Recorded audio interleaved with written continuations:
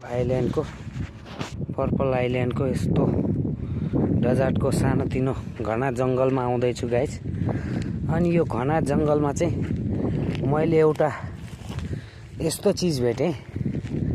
ल हेर्नुहोस् गाइज, यो खास चाहिँ केले चाहिँ यसरी खनेको हुन्छ गाइज, केले यसरी चाहिँ होल गरेको हुन्छ। ल मलाई बताउनुहोस् त, कोलाई थाहा छ ल त, केले चाहिँ यस्तो बिधा होल गरेको हुन्छ।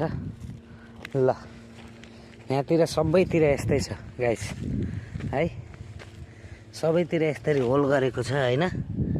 अनि होलभित्र चाहिँ के हुनसक्छ त गाइस, मलाई जहाँसम्म लाग्छ फक्सहरू यो भित्र चाहिँ हुनसक्छ जस्तो लाग्छ है गाइस।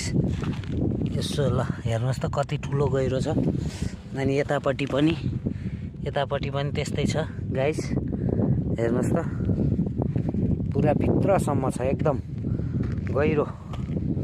ल हेर्नुहोस् भर्खर खनेको पनि भर्खर पनि खनिराखेको छ। ल हेर्नुहोस् त गाइस, यो के होला त, कमेन्ट गर्नु होला त। ल कोलाई थाहा छ ल कमेन्ट गर्नु होला गाइस।